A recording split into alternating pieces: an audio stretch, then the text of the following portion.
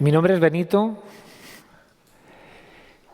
y mi apellido es Pérez. Y como me dio por escribir, todo el mundo me confundía con... No es que me confundieran, ya hubiera querido yo que me confundieran con Benito Pérez Galdós, pero cuando me buscaban aparecía siempre el maestro de los episodios nacionales y buscando qué nombre me podría resonar, pues llegué a Benu, que es una especie de...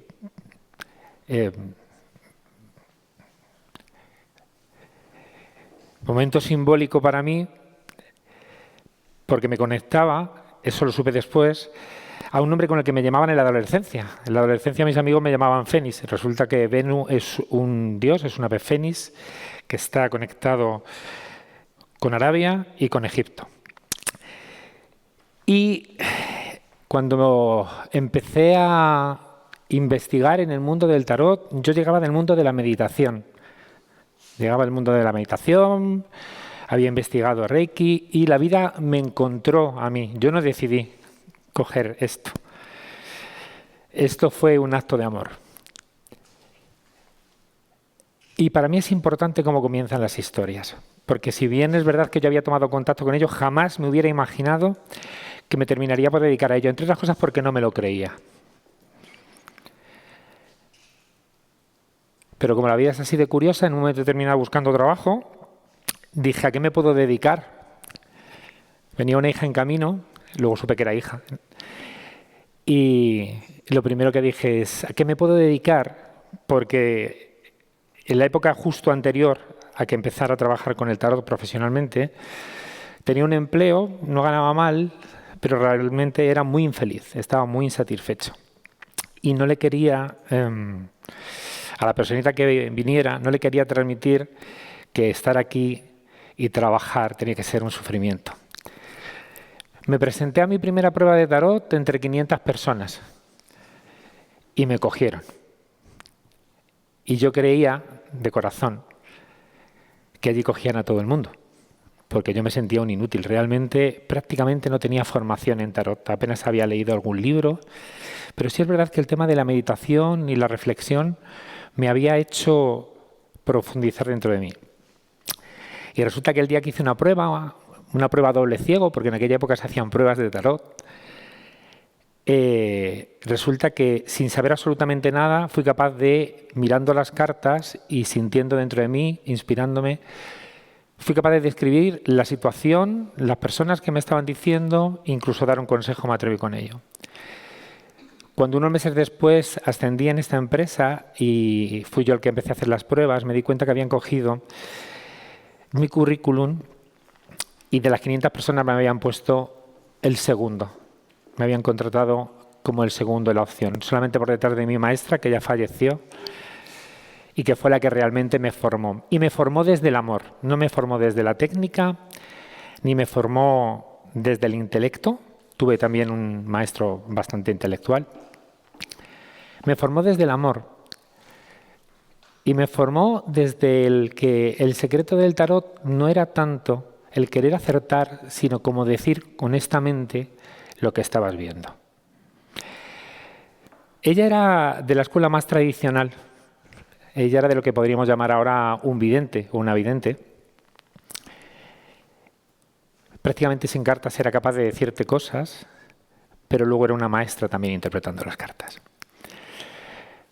Entonces yo me encontré casi de la noche a la mañana, sin tener ni idea, a empezar a leer a personas. En aquella época era cuando estábamos por teléfono, entraban una salvajada de llamadas todos los días. Era fácil que tuviéramos de media 40 llamadas. Y me di cuenta, porque ella me había enseñado así, que sin que la persona dijera prácticamente nada, eran solamente le preguntabas, ¿qué quieres saber? No me digas nada más, y empezabas a decir lo que veías en las cartas. Y me empecé a encontrar con que realmente las personas decían, oye, es que estás hablando de mi vida. Estás dándome datos y cosas que no puedes saber. Y esto me causó el primer shock, porque yo no sabía hasta qué punto podemos estar realmente conectados con el plano, lo voy a llamar espiritual, por ponerle un nombre. No sería capaz de ponerle nombre. Pero lo que más me fascinó y sorprendió era que el tarot, que originalmente todo el mundo lo concibe como para adivinación y precognición, en realidad, cuando lo profundizas, es el libro de la vida. En él oculto, pero a la vista, porque todo es simbología, podemos encontrar la explicación, el ritmo y el tiempo para montar una empresa, para empezar una relación, para mejorar financieramente, pero siempre, esto que veis aquí, que son los 22 arcanos mayores, hablan de que si tú no lo haces en ti, lo demás se va a caer pronto. O sea, que al final el principal punto era conócete a ti mismo. Y está íntimamente vinculado a la historia del tarot con el oráculo de Delfos. No sé si alguno de los de aquí, yo no sabía, no había conocido, no había oído hablar de este pueblo del que os voy a hablar. No sé si alguien ha oído hablar de los fóceos. Fóceos, ¿os suenan? Ni idea, ¿verdad? Yo tampoco lo sabía. Lo descubrí hace unos años. Resulta que era un pueblo griego muy vinculado al mito y al culto de Apolo. Apolo, como sabéis, era al que se homenajeaba, el titular, por así decirlo, del oráculo de Delfos. El oráculo de Delfos, prácticamente todos los oráculos dedicados a Apolo, tenían una zona, vamos a decir, oficial, y tenían la zona donde estaban las sacerdotisas. Esta figura que pone la papisa sería un símbolo muy claro de ella. Y las sacerdotisas, por pura intuición, también es verdad que ayudadas, parece ser por algún tipo de hierba un poco opioide, decían las visiones que tenían. Ellas estaban en sitios oscuros, en cubiles, donde viene la palabra incubar. Esta figura que veis aquí, sé que no se ve muy bien, ahí hay un huevo, es el símbolo de incubación, y os fijaréis, y si os fijáis veréis que es la única figura que tiene la cara blanca de todos los personajes que tenemos. Yo me empecé a hacer preguntas. Para llegar a la verdad del tarot no tienes que responder, tienes que preguntar. Y yo pensaba, ¿por qué diablos pondrán un personaje con la cara blanca? Y como soy muy simple a veces digo, ¿por qué una persona en el día a día podría tener la cara blanca? Muy bien. Un aplauso, por favor, para ella, que se lo ha ganado. Porque estaba a oscuras. ¿Os suenan las vírgenes en las cuevas? Yo siempre he pensado, ¿por qué no las vírgenes no salen en lo alto de los montes? Salen en las cuevas, salen en los sitios ocultos, salen en el oscuro. Vale, pues ese es el proceso que te invita el tarot. El tarot te invita a que te metas en el interior tuyo, en la oscuridad, más allá de la razón, y seas capaz de sentir lo que está sucediendo. Desgraciadamente, cuando hablamos de la palabra adivinación, todo el mundo cuando le hablas un poco del tarot dice, sí, para adivinar. Se nos olvida una cosa muy importante, que es el origen de las palabras. La palabra adivino, literalmente, etimológicamente, significa junto a lo sagrado o junto a Dios. Ad divino. Y de eso va esto. Esto no va de saber qué va a pasar en el futuro. Y ahora os contaré un par de cosas. Aunque es verdad que se puede ver el futuro. ¿Cómo sabemos que lo estamos viendo? No lo vamos a saber nunca hasta que no pase. Porque absolutamente todos los oráculos de todos los tiempos trabajaban con una parte del misterio. Es absolutamente imposible llegar a la verdad total, por mucho que veas cosas del pasado y del futuro, a través de un tarot. Siempre va a haber un margen de error. Siempre. Lo digo para la gente que dice, ¿acierta siempre? No. Es imposible, pero somos humanos. Bien. Entonces, cuando llamé a esta conferencia, fue una conversación con mi hija, psicóloga. Os podéis imaginar que es como un choque de trenes, aunque ella también tiene mucho que ver en esto, curiosamente. Quería romper los mitos del tarot porque llevo, como os decía antes, 20 años trabajando en ello y todavía el porcentaje más grande de las personas piensan que cuando miras el tarot vas a ver pasado, presente y futuro. Sí, es lo típico, ¿verdad? Más o menos es lo que tenemos todo. Y yo ahora voy a hacer una pregunta que me hice yo. ¿cómo puedo ver algo que no ha pasado todavía? ¿Cómo puedo saber que algo no ha pasado todavía? Porque os aseguro que a través de sueños premonitorios o de las cartas, hay veces que tienes detalles concretos, exactos, con personas, con situaciones, que van a suceder, en las que no tienen ningún poder. No es un tema de carisma, como dicen a veces. No tienes ningún poder, pero eres capaz de saberlo. Y yo os hago la pregunta, porque de esto va esta conferencia. O el tiempo o el espacio-tiempo no existe. Muy bien. O el espacio-tiempo no existe como lo decimos, o como lo pensamos, y por lo tanto esto no estás anticipando lo que va a pasar, sino que de alguna manera ya ha pasado. Esto a mí me volvió loco, mi mente se volvió loca, porque digo, ¿pero cómo puede ser? Pero como afortunadamente después de tantos años he visto que cosas en las que no tengo ningún control y que he dicho suceden más o menos tal cual, no siempre, pero muchas veces con tal lujo de detalles que es sorprendente, que parece que los he estado viendo, efectivamente empecé a mirar en la parte de la física cuántica, donde todos los que queremos comprender al final llegamos de alguna forma. Y entonces me di cuenta que esto no es ni más ni menos que la escuela de la vida. Y voy a intentar transmitiros que cuando hablamos de ser adivino es entender el mundo desde, por favor, con la absoluta humildad, de la perspectiva de eso que podríamos llamar Dios y que cada uno seguramente entendemos de una manera distinta. Que sería ver más allá del tiempo y del espacio. Vamos a ver si os puedo ayudar un poquito con esto. Y lo voy a hacer a través de las imágenes. Estas que veis aquí, perdonad, esto que veis aquí es el tarot de Marsella o tarot original. Este es el único tarot que realmente conserva todos los secretos. Todo lo demás son reinterpretaciones, traducciones y por tanto no son fieles exactamente al original. Y por eso os he traído solamente esto. Todos hemos visto alguna película, ¿verdad?, donde sale el tarot. En el 95% de las películas que he visto yo sale el diablo y la muerte. Y esto ha creado una mitología del miedo. El loco lo tengo ahí también, sí. El loco, el diablo y la muerte. Ha creado una mitología del miedo. Y yo os pregunto, más allá de personas que no lo hacen de mala fe, sino que realmente no creen en ello, ¿qué mayor poder que el conocerte a ti mismo y el ser capaz de liberarte de las cadenas y de tomar tus propias decisiones? Que no significa acertar. Cuidado. Significa ser libre para equivocarte. Bueno, pues estas imágenes que os tengo aquí es para deciros un par de cositas que seguramente muchos de vosotros que no tengáis un conocimiento de tarot os puede sorprender. ¿Esa carta del loco os suena? ¿Alguna vez habéis oído hablar de ella? ¿Sí? ¿Me gustaría más o menos? ¿Sí? Bueno, pues en el original no es el loco. El loco no existe. En el tarot el loco no existe. En el francés original, este personajito de aquí, se llama Le Mat. Y Le Mat en francés no es el loco, es el palo. El palo, el mástil. ¿Veis esto que tiene?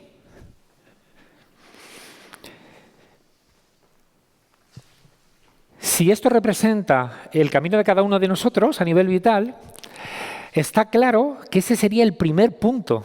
Eso es casi cuando nacemos. Llamar a cuando nacemos el palo no tiene mucho sentido. Es una pena que en francés,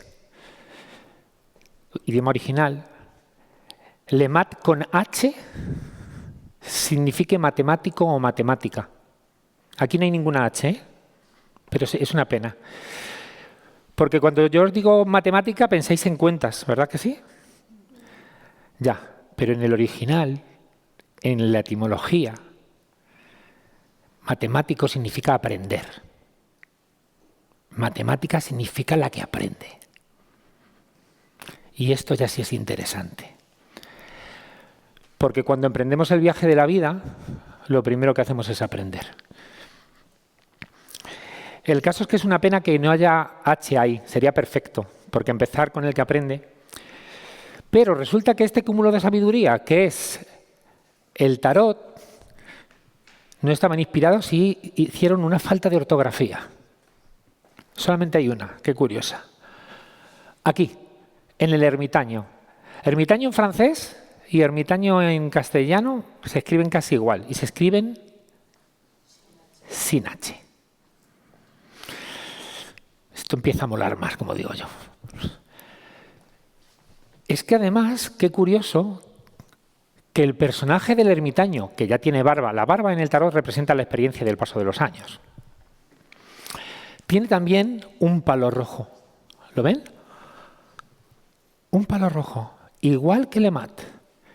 Pero Lemat lo tiene más grandecito, ¿verdad? Vale, fijaros, ¿vale? Este palo está desgastado por el curso del tiempo y del uso. Lo lleva una persona que ya ha aprendido. Por eso suma la H. ¡Wow! Cada vez nos gusta más. Y por cierto, esa H nos lleva a Hermes. Hermes, aparte de Hermes Trismegisto, el famoso mago mítico, Hermes era en griego el mensajero de los dioses, el que te conectaba con el otro plano. El tarot es un espejo que conecta todas nuestras partes y a medida que lo vamos investigando lo vamos descubriendo. Pero además hay otro detalle muy interesante, aunque aquí no se puede apreciar muy bien. Esto que veis aquí es como una especie de un campo sin sembrar. Pero esto que hay aquí, donde apoya él, es un campo cultivado. ¿Quiénes son de un poquito de pueblo? Que haya una ermita en su pueblo. ¿Sí? Las ermitas normalmente se situaban, ¿sabéis dónde?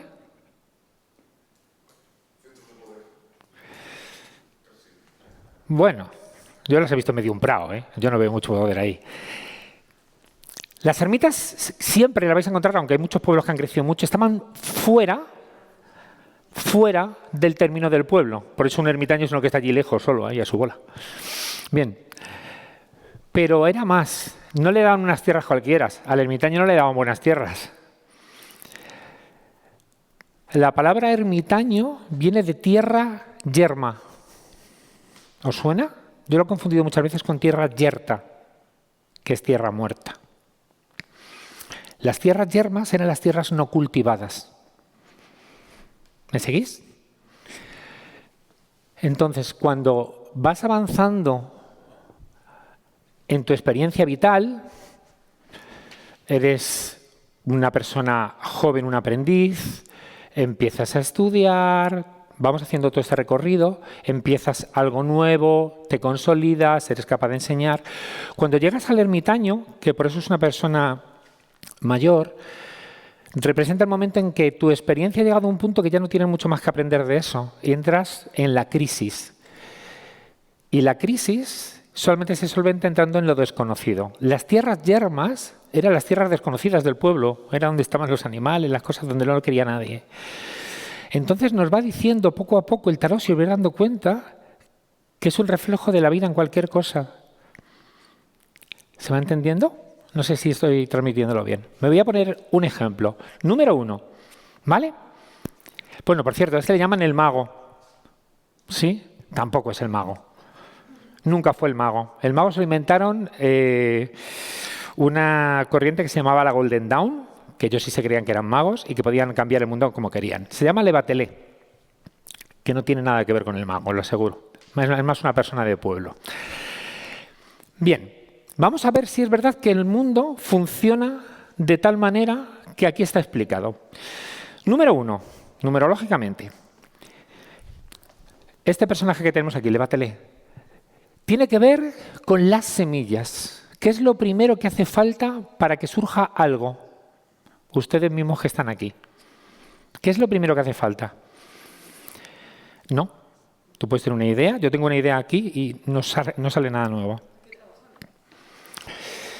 Toda vida se origina en una semilla. Nosotros, los seres humanos, empezamos por algo que va hacia afuera, que es la semilla de nuestros padres. El semen es semilla, literalmente. Pero una semilla sola tampoco trae vida. Es lo primero que va. Pero para eso hace falta un sitio donde recogerlo o acogerlo. La segunda carta, por excelencia, también es la papisa y a veces es la Virgen, que es el cuengo, el óvulo, el ovario, lo oscuro. ¿Sí? ¿Empieza a tener sentido? Para crear vida, para crear cualquier cosa nueva, que representa la emperatriz o número 3, hace falta la unión de estas dos fuerzas. Y esto es igual en todo. Da igual que lo quieras hacer en los seres humanos o en las ideas. Tienes que combinar las dos partes. La vida no solamente es ir. Es inspirar y expirar. Es dar y recibir de manera equilibrada e igual. ¿Lo vemos en una empresa? ¿Quién quiere montar una empresa? ¿Alguien quiere montar una empresa exitosa aquí, como venden en los estos? Venga. El número 1 sería, vamos a poner ideas encima de la mesa. ¿Vale? Vamos a sembrar. Si alguien tiene en su casa o en su familia agricultores, los agricultores no ponen una semilla. ¿Cuántas ponen? Todas las que tienen. Exactamente igual que los espermatozoides. No mandan un espermatozoide, mandan millones. Vale, pues entonces tendríamos que empezar a pensar qué tipo de negocio podemos poner. Podemos hacer una panadería, podemos hacer algo para cuidar a los perros, podemos vender sillas, carpintería. De todas las semillas que hay, muchas se van a desperdiciar, son nuestras ideas en la vida. Pero hay una que si la incubamos, si la prestamos atención, puede que llegue a ser real. Cuando una gallina pone un huevo, ¿vale?, que es este símbolo, lo que nos estamos encontrando es una vida ahí, ¿cierto? ¿Sí o no? Sí. Entonces la gallina pone el huevo y ya está vivo. ¿Sí? ¿Sí o no? No. ¿Qué hay que hacer con el huevo? ¿El qué? Vale. ¿Y qué sería incubarlo? Protegerlo, darlo calor. ¿Vale? Hay que, durante un tiempo, un periodo de gestación, ¿vale?, tienes que hacer algo con ello. Si no te lo puedes comer, pero el polluelo no sale. Entonces, si esto fuera la idea, esto sería el proyecto. El 2 es el periodo necesario para que la idea que tú tienes pueda llegar a ser realidad. Pero para eso hay que dedicarle tiempo, dedicación, ¿os suena? ¿Y si lo hacemos en una pareja? ¿Y si lo hacemos en aprender un idioma? Todo tiene el mismo recorrido. Como estamos en el siglo XXI, que es el siglo de la inmediatez, las personas tienen una idea y ya quieren sacarla partido. Pasan al 3, que es el nacimiento. Normalmente fracasa porque no tiene raíz. ¿Vais viendo? ¿Soy capaz de estar explicando cuál es el ritmo? Bueno, ¿y si fuera un niño? Semen de papá, óvulo de mamá, nace y llegamos al número 4. ¿Qué hacemos con un niño recién nacido?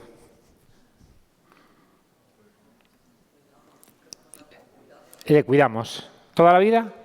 Si se mete a tuno, sí. ¿Hasta cuándo? ¿Hasta cuándo? Hasta que sea autónomo. El 4 es la autoridad, la autonomía. Cuando yo ya soy capaz de sostenerme por mí mismo. ¿Lo vemos en un negocio? Abrimos el negocio y el 4 sería cuando el negocio es capaz de generar los suficientes ingresos como para mantenerse con vida. ¿Se va viendo? Es todo el mismo modelo, vale para todo. Vale absolutamente para todo. Es un libro de la vida, simbólicamente. ¿Por qué os estoy explicando esto? Porque cuando solamente las personas nos acercamos a ello como para saber qué es lo que va a pasar, nos estamos olvidando de algo especial. Que es que nosotros tenemos esta fuerza, esta energía, impulso divino, vida, como queráis, con el que podemos empujar nuestro propio destino. Y ahí es donde entra lo curioso. En mi experiencia personal, yo os puedo decir que las cosas que se ven a futuro nunca son muy lejanas. Es como si con nuestras propias acciones fuéramos creando nuestro propio destino, que tiene bastante naturalidad y que tiene sentido. Si fuéramos capaces de decir que alguien mañana a las 4 de la tarde en la Plaza de España va a tener un accidente y se lo dijéramos a esa persona, yo entiendo que no iba a ir, ¿cierto? Vale. Entonces lo que nos está dando es un orden en la vida. Nos está dando un orden en la vida. ¿Qué os puedo decir de esta alineación que he puesto? No está puesta así por casualidad. Tendría que tener una regla muy larga, no la tengo. Os pido que me creáis, pero lo podéis comprobar. Este personaje es fundamental. Es lo más parecido a un peregrino, ¿verdad que sí? Como iban antiguamente. Vale. Es un peregrino que tiene una mirada. ¿Veis que tiene la cabeza inclinada? Si cogierais matemáticamente una regla, porque todo esto está hecho con geometría sagrada, la mirada de esta energía masculina, con estos símbolos como muy fálicos, muy freudianos, ¿no?, se estaría encontrando con la última carta que representa la plenitud del ser humano, el mundo. La conexión con la mirada es perfecta. Significa que todos nosotros aspiramos a la plenitud. Pero esta varita que veis aquí también tiene su importancia, porque si hiciéramos una proyección de esta varita, iría exactamente y perfectamente al centro de la estrella. Hemos hablado de peregrinos, ¿verdad? ¿Qué camino de peregrinos tenemos en España? El Camino de Santiago. ¿Pero Santiago de qué? De Compostela. Compostela es campo de estrellas. Significa que el tarot está hecho para orientarnos en el camino de la vida. Esa es la verdad. El mito es que nos diga por dónde vamos a caminar. La verdad es que nos está dando un mapa de cómo funcionan todas las cosas de la vida, en básico, de forma simbólica, para que nosotros tomemos las decisiones, que es todo lo contrario de lo que nos han enseñado que es el tarot, que es, a mí cuando venían las personas decía que yo no soy un médico, tú no vienes aquí y te digo, tienes apendicitis. Pero claro, si tu apéndice ya está hinchado, lo vas a tener. Si estás muy próximo al hecho, la inercia de tu vida te lleva a un destino determinado, pero si no eres libre para elegir.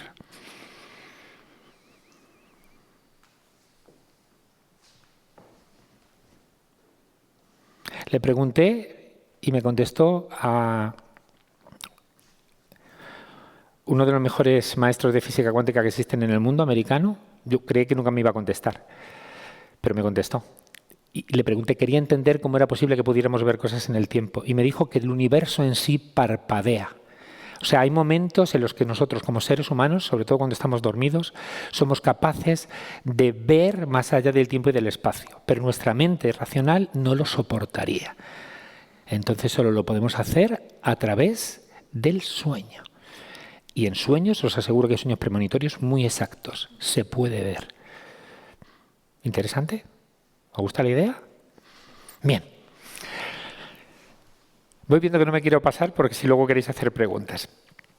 Hay otros dos detalles que os quiero contar y que son muy incómodos. Sobre todo en la época de la nueva era, donde todo es bonito y todo el mundo son seres de luz y esas cosas. Está muy mal hablar de destruir.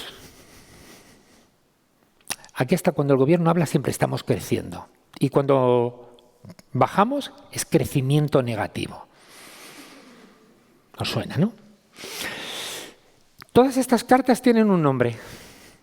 Menos una, esta que la conocéis de sobra porque salen todas las películas malas, la muerte. Que tampoco se llama la muerte, oye, es que no damos ni una. No tiene nombre, es el arcano sin nombre.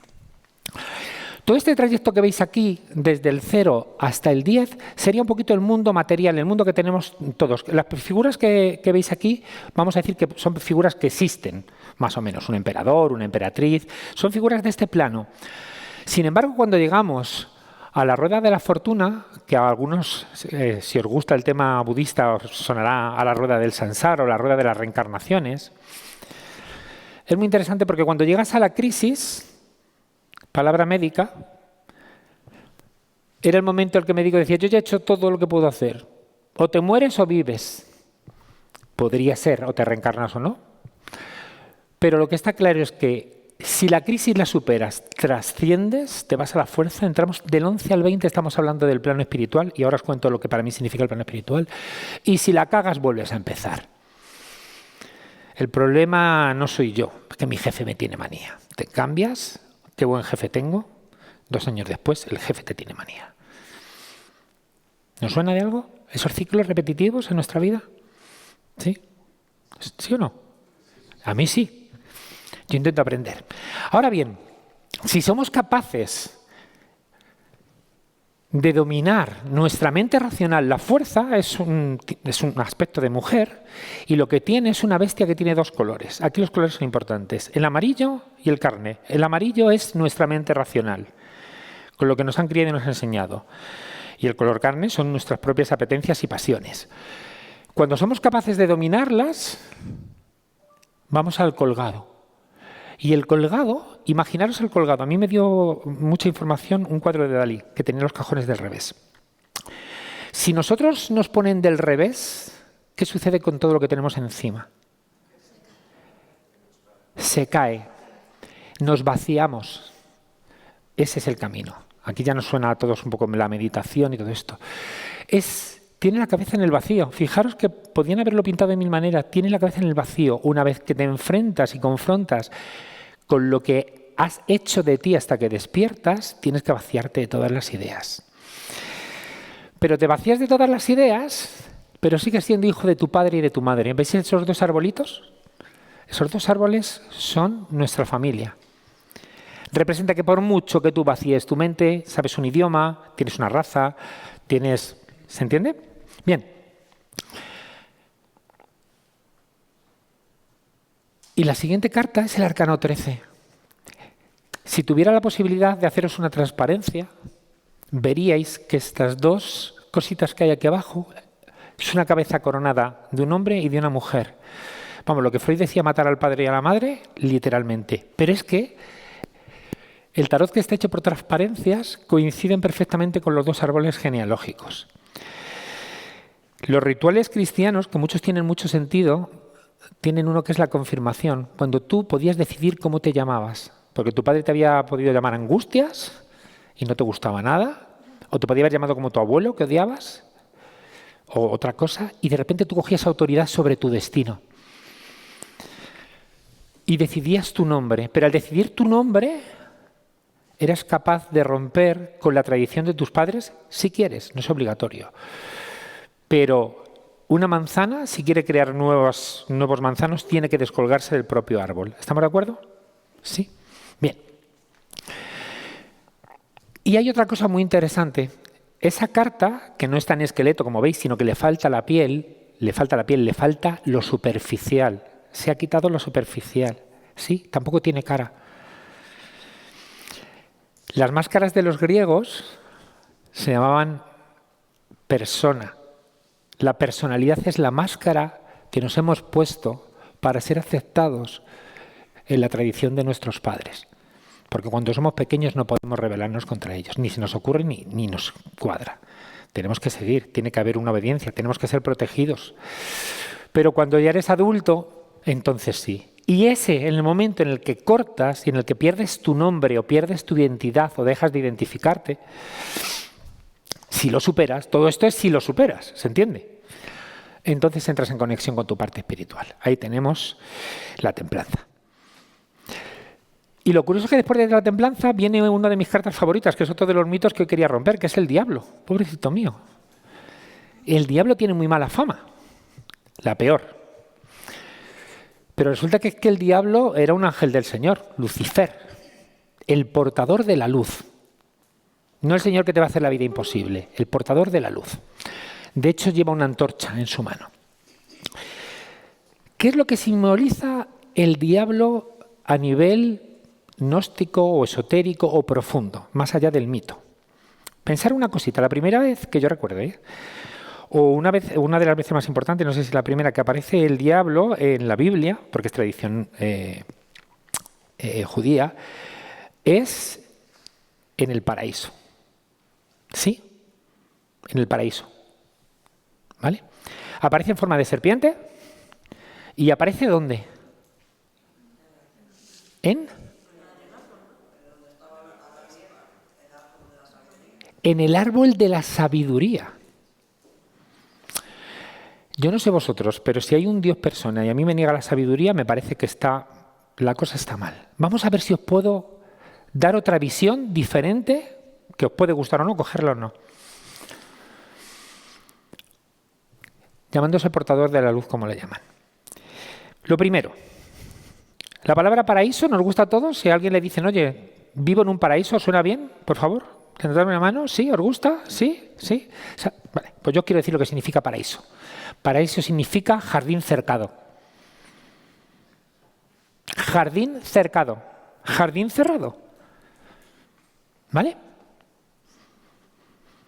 Algo aquí hay raro. Vamos a seguir. Vamos a suponer, yo desde luego lo supongo, que todos los padres, todas las madres queremos a nuestros hijos. Vamos a coger el mito. Es otro mito que quiero romper.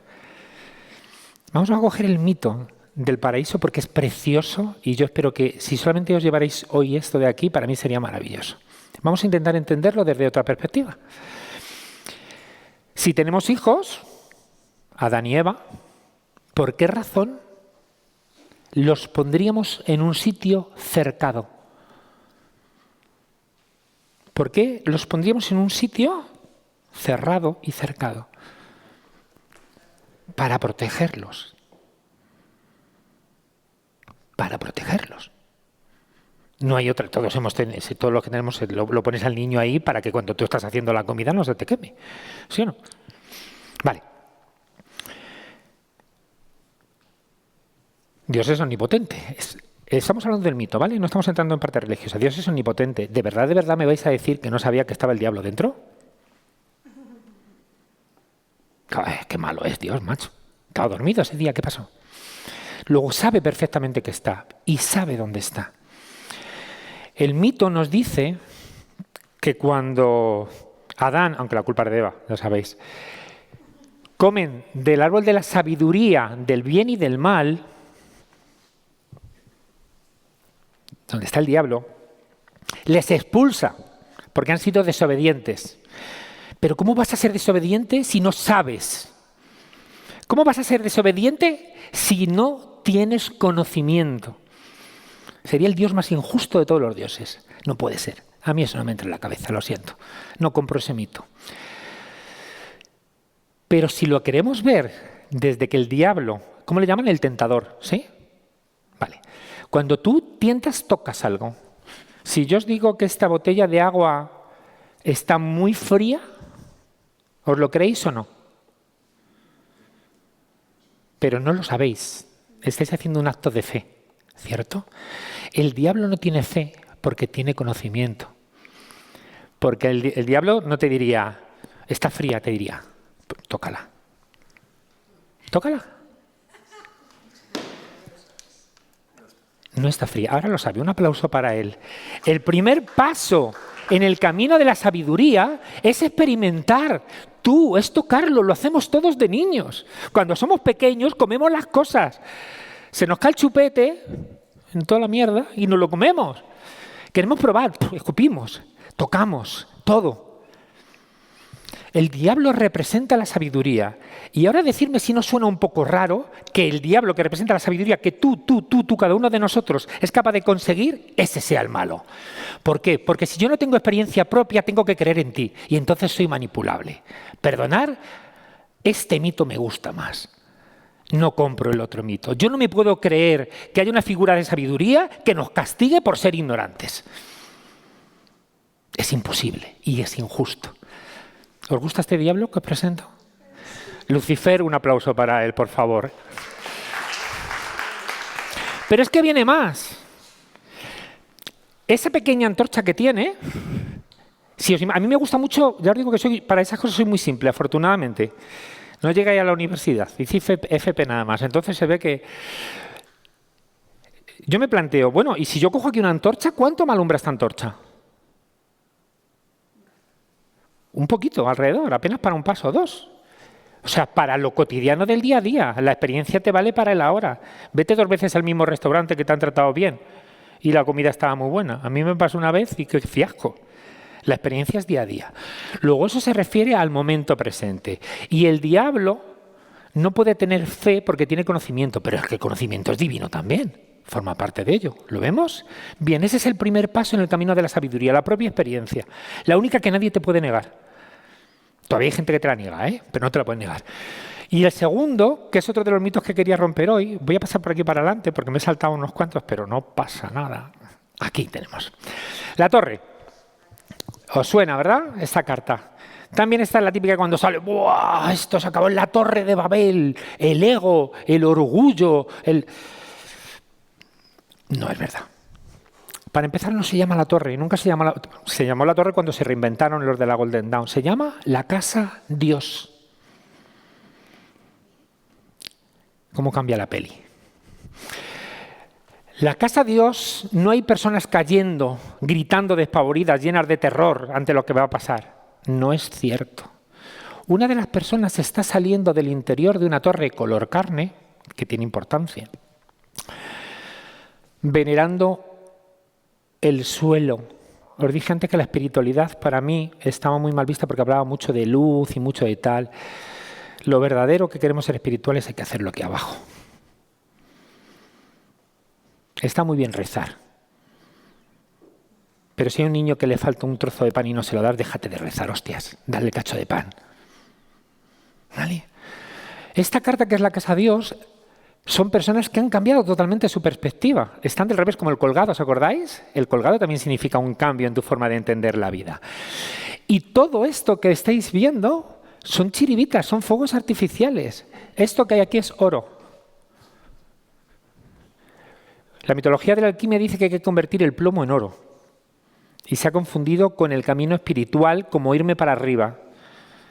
Pero el camino para arriba tiene que tener una respuesta para abajo. Todas las cartas, desde el 10 en adelante, fijaros qué curiosidad. Perdonad, no la voy a ampliar. Todas, la acción va hacia abajo. La fuerza hacia abajo. El colgado hacia abajo. La emperatriz hacia abajo. La templanza no, porque es templada. El diablo tiene dos figuritas abajo que representan nuestra parte ancestral. Los personajes de la torre, hacia abajo. La estrella está vertiendo hacia abajo. La verdadera espiritualidad es hacia abajo. No es hacia arriba. Las religiones, las mejor intencionadas, la política, la mejor intencionada, siempre termina por liarla. Voy a decirlo con estas palabras que son más suaves. Aspirar a algo demasiado grande nos hace pequeños. El detalle está en ser tú, en convertirte tú en esto. Esta es la carta que a los que os gusta ir a las iglesias, algunos habréis visto que esto que hay aquí no es ni más ni menos que el tetramorfo. La representación de los 4 apóstoles. ¿Sí? Si me acuerdo bien, espero que sí. Lucas, un momento, Marcos, Mateo y Juan, que es el más intelectual. Y en el centro, normalmente cuando veáis un tetramorfo vais a ver a Jesucristo. A mí la figura de Jesús me fascina, lo amo profundamente. Lo que ha llegado a nosotros. No sé exactamente lo que fue. Pero aquí hay algo maravilloso. No es un hombre. No sabemos si es una mujer, pero sabemos que por lo menos tiene algo femenino. Y os digo porque, aunque veis ese pañito ahí, que a lo mejor algunos recuerda a la Capilla Sixtina, donde parece que tapaban toda la sexualidad, aquí no, aquí al diablo se le ve el mondongo. No le están tapando por vergüenza. Y hay un detalle que nos hace ver que el alma humana, masculina y femenina, cuando llega a la plenitud, ha unido todas sus partes, la intuitiva y la racional, la amorosa y la de la acción, todo en nosotros. Lo sabemos por varios símbolos. Uno de ellos, fijaros en ese pequeño paño que hay ahí, el azul, parte espiritual, y el rojo, parte material. Un detalle, pero hay otro detalle muy interesante también, lo que tiene en las manos. En uno tiene una vara, que claramente es un símbolo masculino, y en otro tiene un ungüentario, un recipiente que tiene sentido por lo que se pone dentro, que son los aceites esenciales, con lo que le lavan a Jesús, con lo que le ungen a Jesús. Este es la búsqueda que empieza el loco, la está mirando los ojos desde el principio. Estamos destinados sí o sí, o a nivel individual o como colectivo, a evolucionar. Es una verdad que podemos ver. La vida no va para atrás. La vida cada vez es más compleja y lo que tenemos que hacer es, en vez de ocuparnos del exterior, ocuparnos de nuestro camino personal, porque si esto está bien, voy a ser una bendición para el exterior. Pero cuando queremos cambiar el exterior, por lo menos a mí esto mi ego me lo ha clavado 1000 veces, lo que te crees es por encima, te crees soberbio y te olvidas del verdadero camino. que aquí cada uno tiene que hacer el suyo, nos podemos ayudar, pero que el verdadero y único camino es yo conmigo. Hacerme mejor, llegar a esta plenitud. Y esto es el camino del tarot. Lo de la adivinación es un mito. Nada más.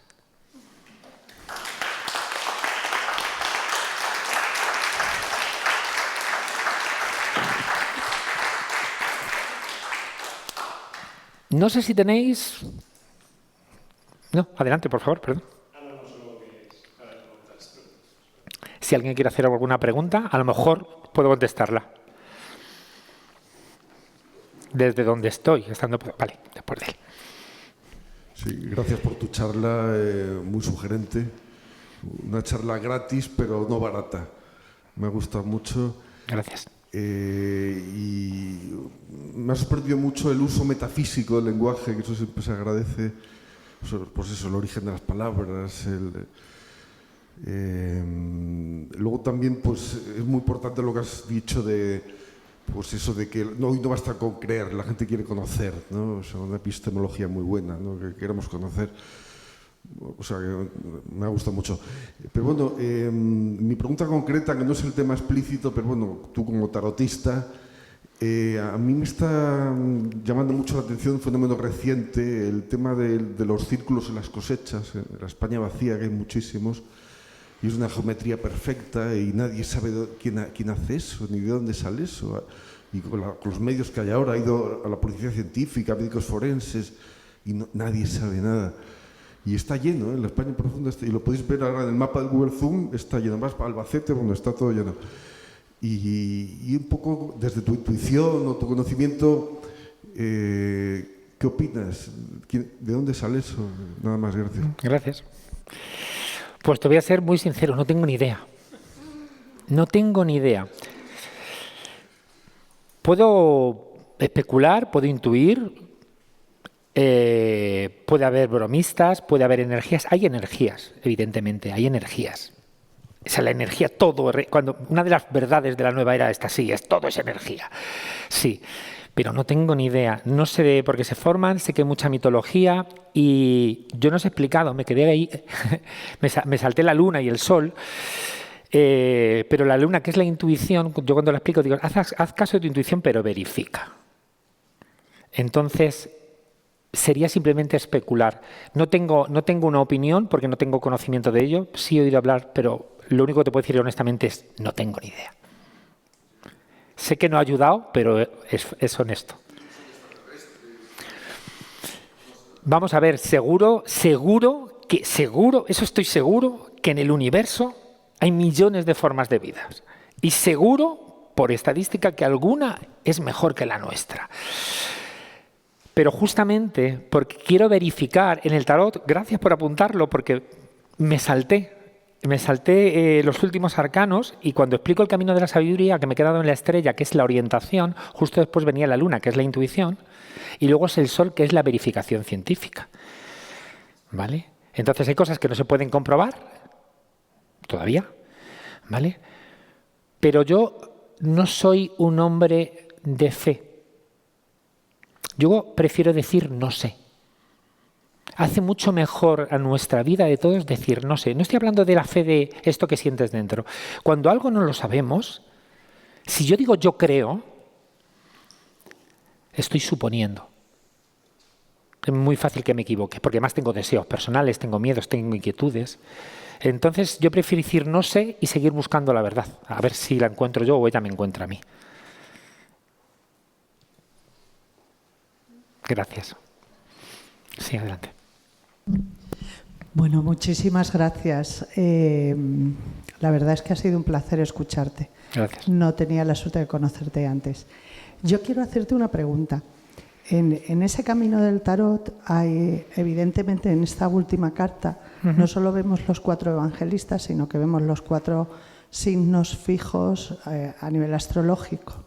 Y además nos encontramos con que las 2 luminarias, junto con las estrellas, la estrella, luna y sol, van seguidas. Entonces mi pregunta es, ¿el tarot ha tenido siempre una conexión con la astrología? Y si la ha tenido, ¿nos la podrías explicar un poco? Gracias por la pregunta. Es una buena pregunta y además una pregunta muy amplia que voy a intentar resumir, porque es que en sí mismo eso es una clase entera. Hasta donde yo llego y según lo que yo sé, ¿vale? Es indudable que dentro de... No olvidéis que todo esto es herencia nuestro occidental, ¿vale? Todo esto lo podemos entender perfectamente. Si esto lo llevamos a China, no se enteran de nada, pero para nosotros son personajes que conocemos, situaciones más o menos que nos suenan.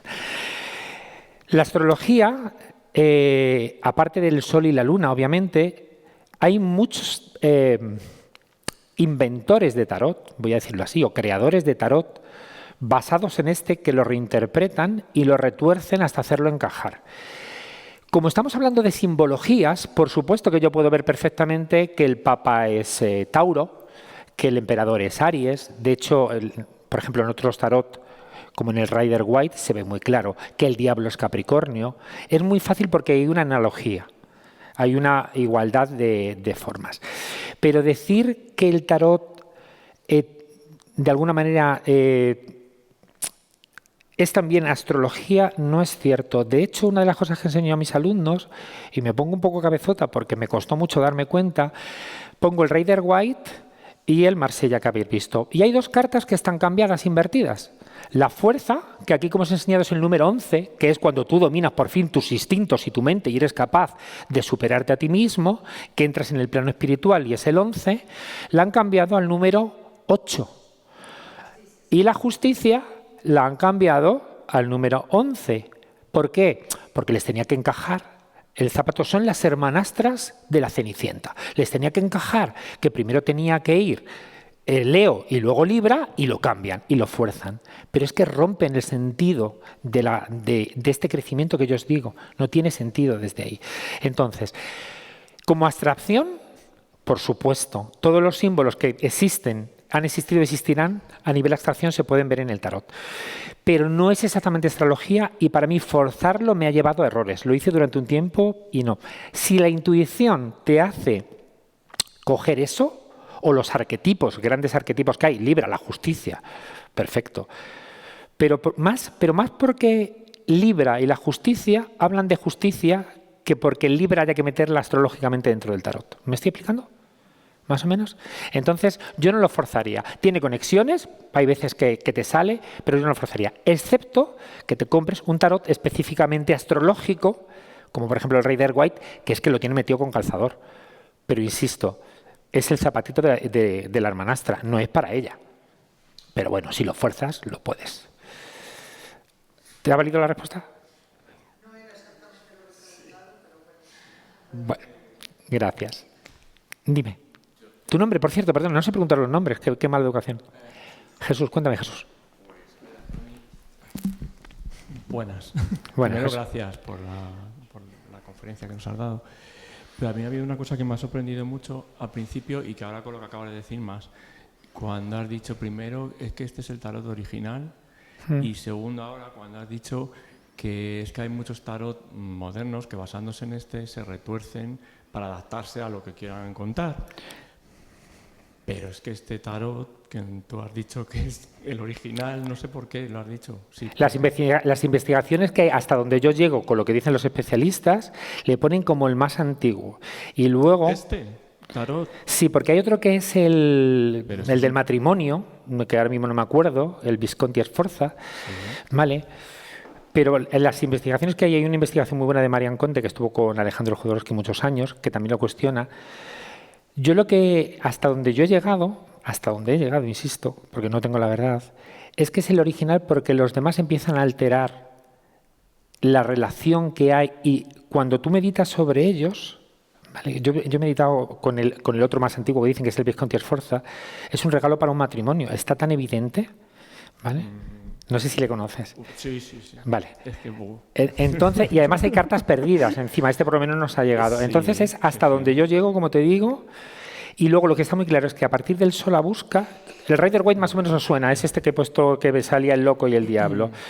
Ese que parece original está calcado muchas de las cartas de otro anterior que era muy misterioso, muy raro también. Pero vamos a ver. Cuéntame. Bueno, que entraríamos en otro asunto, pero es que este tarot precisamente de Camões Jodorowsky está bastante manipulado por ellos para meter cosas que les... no te digo que estén bien ni mal, pero que les apetecía a ellos meter y lo reconstruyeron y lo hicieron.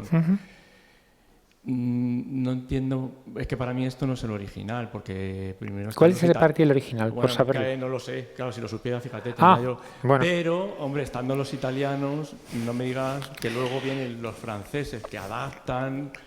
Pero bueno, no importa, la base para lo que funciona todo esto está bien, pero... No sé. Te voy a dar una pista para que la sigas, que os empecé hablando de los focios y luego nos conté más. Los focios es un pueblo, era un pueblo griego, ¿vale?, que fueron muy ricos, navegantes, y que estaban en la zona donde luego fue Alejandro Magno, la ruta de la seda, que conectaban Oriente con Occidente. Estuvieron allí viviendo muchos años, se hicieron muy ricos hasta que los invadieron. Los focios están íntimamente conectados con el oráculo de Delfos. De hecho, todas las decisiones las tomaban con respecto a esto. Y casualmente fundaron Marsella. ¿Vale? Si coges este hilo e investigas, hay cosas que no sabemos. Yo te digo, para mí es el original con la información que yo tengo. Es posible que te lo cuestiones, pero como te digo, es hasta donde llego y con la información que tengo. Antes que este tarot estaba un Noblet, un Dodal, un... No, pero esta es una reconstrucción de muchos tarot de Marsella, pero el original más... Ni siquiera esos tarots eran... Bueno, da igual. Para los historiadores. Ellos mismos no están del todo de acuerdo. Yo también he leído que no es el anterior. Precisamente en esos tarots italianos, sí que había... Es verdad que aquí está metido y lo meten mucho a cajón, o sea... Sí, con cazador. En los más antiguos, en los tarots italianos, sí que hay referencias astrológicas. Sí, Minchate también tengo unos cuantos, pero yo te digo hasta dónde he llegado. Para mí, este es el más blanquito de todos, a pesar de que tenga injertos. Sí, bueno. Mira, Benito, soy Maristela de Venezuela, de Caracas. Tengo muchos años, desde los años 80, habiendo estudiado astrología, tarot y cábala, casualmente con profesores españoles en Caracas, que me encantó mucho, que eran mis profesores españoles. Y bueno, lo que más me gusta del tarot que él me enseñó un poco era con las leyes universales y con la conexión de las 22 letras del alfabeto hebreo, conexión con cada meto, que cada carta significa. Y un poco para aclarar también, estudié la Rosacruz hermética, en la cual los 22 arcanos mayores pues representan los 22 senderos que juntos Sí, los sefirot. con los 10 atributos de sefirot de la cábala son 32 que hacen el camino a la maestría, que sería el número 33. Y dentro de los sefirot de la cábala, pues sí, cada sefirot tiene que ver con un planeta. Eso sí está claro. En la Rosacruz hermética se puede ver. Y debe estar ahí en Google, en todo eso, para aclarar la parte. Para que lo veas. Vale. Yo he visto, he visto intentar encajar cábala, astrología, con mayor y menor éxito. En mi caso, insisto, yo no tengo la verdad, yo os digo hasta dónde he llegado, pero yo cuando me he puesto, a mí eso me saca, no me mete, a mí me complica, no me simplifica, Sí, por eso, es que a mí me confunde, no me aclara. Y sin embargo esto, sí, a través de los años que llevo enseñándolo, os prometo que cuando luego nos ponemos y nos ponemos a analizar situaciones cotidianas, del día a día, como os decía, un negocio, una relación, lo que sea, es sencillo, es simbólico, y hay una cosa que no os he contado, pero para mí es muy importante. Este tarot no tiene libro de reglas. Sería para otra conferencia, no para ahora, pero yo cuando descubrí la sabiduría que hay detrás de no tener libro de reglas, dije, es posible, solo posible, Jesús, que sea el original. Pero prometo contarlo en otro momento. No, Benito, es que yo creo que el tarot tiene un nivel de conexión con los 4 mundos. Por eso Sí, están los 4 mundos. sí, está claro no tiene otra sapiencia, que hay lo relación, demás es sapiencia. pero ya te digo, para mí una cosa es relación y otra cosa es que sea lo mismo, es lo que intento decir. Relación, claro que hay. Sí, la simbología se relaciona toda, pero no es lo mismo. ¿Alguna preguntilla más por aquí? Sí. Sí, hola, soy Teresa. Muchas gracias por la charla tan interesante. Yo tengo una pregunta. Es que a mí me ha llamado mucho la atención que cuestiones que la figura del mundo sea una mujer. ¿Puedes explicarlo? Sí, por supuesto. Verás, primero a lo simple. Como os he dicho, en el diablo tiene pechos y tiene pene y testículos, se ve perfectamente. Entonces, a través de los años he aprendido que cuando no te muestran algo, a veces es porque no es lo que parece. Entonces, es indudable que es una figura femenina, indudable. Pero al tapar la zona genital y no quererla mostrar, Y según muchas tradiciones filosóficas, culturales, metafísicas, estamos hablando del hermafrodita perfecto porque es el alma. Aquí ya no hay cuerpo, es el alma. Entonces, para mí, el alma sería la conexión de todos los polos. Ahora, ¿que podría ser una mujer? Podría ser. Pero que no nos lo muestran. Entonces, yo prefiero, como te decía, no creer. Para mí, por eso lo he dejado entre... Digo, sin duda, lo que he dicho es, sin duda, tiene parte femenina, parte masculina solamente simbólica. La parte femenina seguro, pero que no lo muestren, sabiendo que todos los otros símbolos... Hay muchas cosas que no he explicado. Aquí esto sería parte femenina, esto parte masculina, esto parte tierra, esto parte cielo. Entonces, que el mundo sea solamente uno de los segmentos de la realidad, una de las partes, igual que si hubieran puesto un nombre no me lo habría creído tampoco. Entonces yo entiendo que la simbología es la suma de todos, la fusión de todos. Es mi impresión. Como te digo, no hay libro de reglas, podremos tirarnos toda la vida hablando, ¿vale? Pero es desde ahí, ¿eh? O sea, siempre incluiría lo femenino y yo entiendo que por estos símbolos que te he dicho y por los colores energéticamente, pero sobre todo por los símbolos, dice, se ha reunido en mí el todo. He trascendido, si quieres, la parte... Luego tienes cuerpo de mujer o cuerpo de hombre, pero he trascendido esa parte. Para mí ese es el mensaje. Por favor. Hola, buenas. Yo quería preguntar, desde mi ignorancia total, si los tarotistas tenéis algún código de que hay que revelar toda la información que aparece o alguna no. Por ejemplo, pues imagínate que aparece que alguien va a morir en los próximos días. Es la pregunta del millón. ¿Cómo te llamas, perdona? Pepe. Pepe, gracias, Pepe. Es una pregunta muy buena y a día de hoy me crea problemas de conciencia. A ver, sí hay unos códigos deontológicos que hay gente que respeta y gente que no, ¿vale? Para mí esto es un oficio y una profesión y se cobra por ella, pero a la vez, como te decía al principio, adivino es algo sagrado. Es tan delicado, pero no solamente esto que me dices de la muerte. Cada día en la consulta hay personas que te preguntan de cosas que para ellas son importantísimas.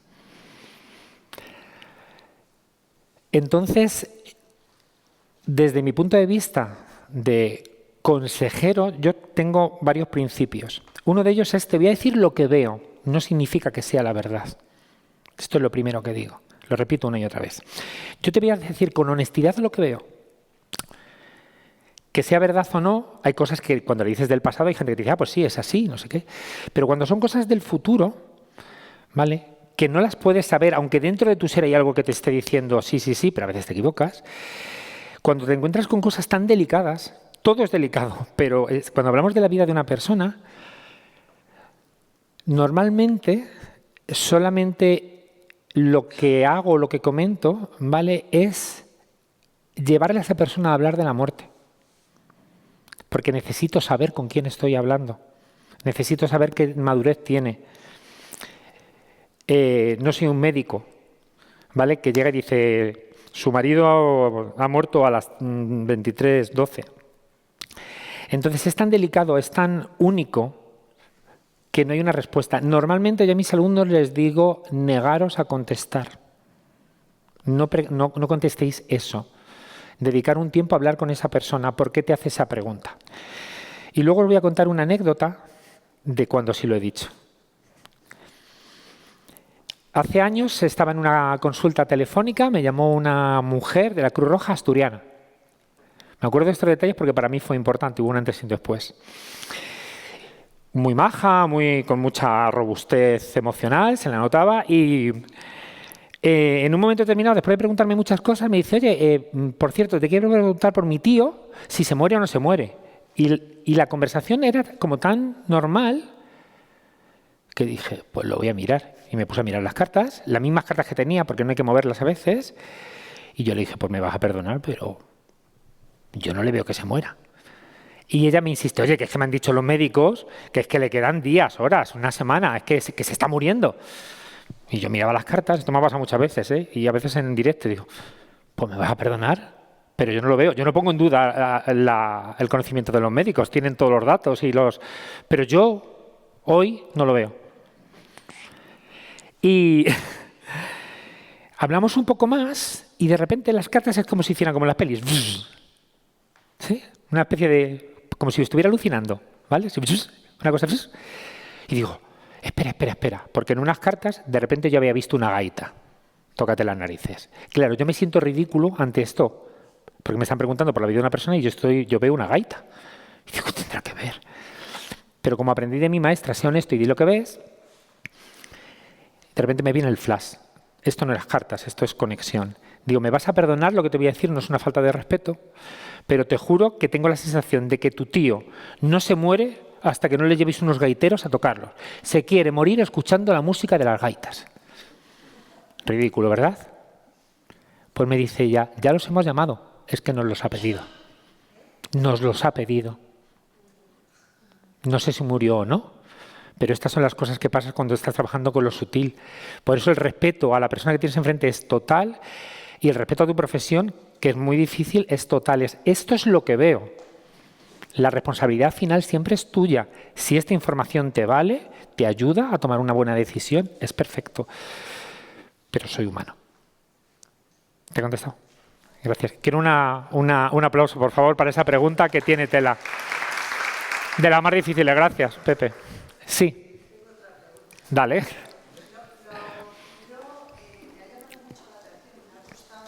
El hecho de que dijeras de que el significado de las palabras es importante y a veces tendríamos que profundizar más en ello. De hecho, otra de las cosas que me has gustado, yo como tarotista, me gusta de alguna manera desmitificar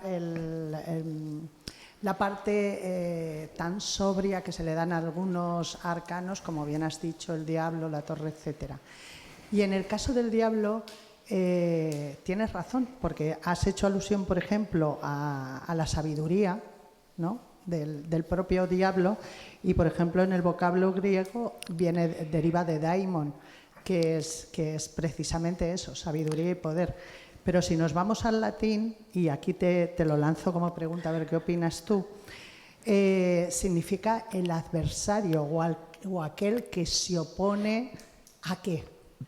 Al avance hacia ese mundo. Esa me la sé. Yo tengo mi propia opinión, pero quiero saber la tuya. Es muy interesante lo que estás diciendo. Yo cuando os puse aquí, os dije lo de las palabras, se llama el diablo, no se llama el demonio, no se llama Satanás. Satanás es el adversario. Lucifer es portador de la luz. Bien. La palabra adversario, Satanás significa el adversario, pero es que aquí cuidan todo, las palabras, cada cosa que se dice, cada rayita, incluso en algunas cartas es sorprendente lo que puedes encontrar con un tiempo. Entonces, la palabra diablo viene de diabolos. ¿Os acordáis del disco bolo? Bien, disco bolo es el lanzador del disco. Diabolo es el que te lanza a través, el que te empuja, el que te mete en la experiencia. Tiene mucho que ver el sentido de lo que yo estoy diciendo. No es un observador, no es de observer. Es el que te lanza, el que te mete, el que te tira a la vida. ¿Vale?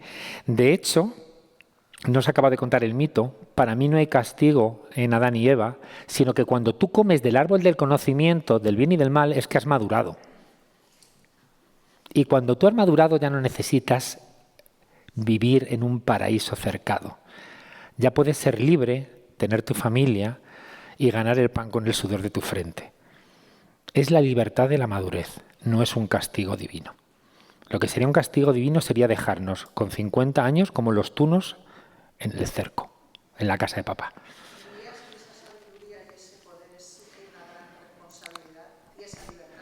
Claro, porque ya has ido cogiendo el conocimiento. Entonces, de eso se trata. ¿Os gusta más así el mito? También se completa mejor. ¿No? Es que eso que te echen a patadas de la casa de tu padre tampoco mola. Sí. Me alegro. Os reconozco que estudié algo de cábala, pero la cábala no es para mí. Me gusta, pero no es para mí. El concepto. Guay, gracias. ¿Alguna preguntilla más? ¿No? Adelante. ¿Tu nombre, por favor? Julia, dime, Julia. A ver, creo que das clases, ¿no? Sí. Impartes clases con esta visión ¿Cómo son tus clases? Quiero decir, Vente a una. ¿Cómo se hace una tirada de tarot? Vente a una. Bueno, ¿me entiendes la pregunta, sí, verdad? Vale. Sí. Lo primero que hago en las clases es enseñar a las personas el significado de los arcanos, porque es el sentido de las cosas de la vida y el orden. Cosmos, ¿sabéis qué significa orden? ¿Vale? Si el cosmos está ordenado, esto tiene que estar ordenado. Entonces lo primero que enseño es a profundizar en cada uno de los arcanos. Se pueden hacer meditaciones, pero también es muy importante entender la simbología. Es que una de las primeras... Hay tantas cosas que no os he contado, pero una de las primeras cosas es entender la simbología. Una vez que tú entiendes la simbología, ¿vale? El primer trabajo que se hace siempre es sobre uno mismo. Eso de que el tarot no se puede usar contra uno mismo es una sandez de las más grandes que hay. Es un camino de vida, es para ti. Lo que pasa es que es muy difícil hacerlo con uno mismo porque estás implicado emocionalmente. Pero está hecho para ti. Está hecho para cada uno de nosotros, sin duda. Lo que pasa es que cuando tienes a alguien que te echa una mano y te orienta un poquito, ¿vale? Para ayudarte a recorrer, pero está hecho para ti. Entonces, las clases lo que hago es una parte de la explicación, profundizamos, y luego siempre hay una parte práctica donde las personas aprenden a preguntar. Porque aquí llegas, esto es un espejo de quién tú eres, pero solamente la pregunta es el 50% de la respuesta. Entonces, primero aprender a preguntar, aprender a escucharte y luego empezar a ir diciendo lo que te sugieren esas cartas jugando. Se me ha olvidado una cosa, gracias por hacerme esta pregunta porque creo que es el final perfecto. Yo vine aquí con la idea de deciros que esto se le llama el juego del tarot. Y nos tomamos a veces la vida tan en serio. Hoy estaba viendo a un doctor, que es un señor muy sabio, no recuerdo el nombre, le he visto 1000 veces, pero no se me queda el nombre, y decía que si volviera a vivir, que no trabajaría tanto y tan duro, porque él se ha dado cuenta que cuando realmente disfrutaba de la vida era cuando estaba con sus hijos, cuando hacía cosas así, y que en ese aspecto se arrepentía de habérselo tomado como tan en serio. Si al final somos parte eterna, si realmente lo que somos va a trascender, porque si no va a trascender, ¿qué más da? Pero si va a trascender y vamos a llegar a ese nivel, a lo mejor hay que tomárselo menos en serio y jugar. Entonces lo hago desde el juego. Le quito mucho hierro y hasta que no están muy crecidas las clases no empiezan a hacer cosas más profundas. Pero sí te aseguro que cada persona que viene se lleva siempre en cada clase una pepita de oro sobre él mismo, sobre ella misma, y a veces, gracias a cada clase, toman buenas decisiones o se atreven con cosas, porque se trata, como decía el oráculo de Delfos, no olvidéis que casi empezamos así, de conócete de verdad a ti mismo. Yo creo que, bueno, pues que hay una más. Adelante. No me la hagas muy difícil, ya la conozco.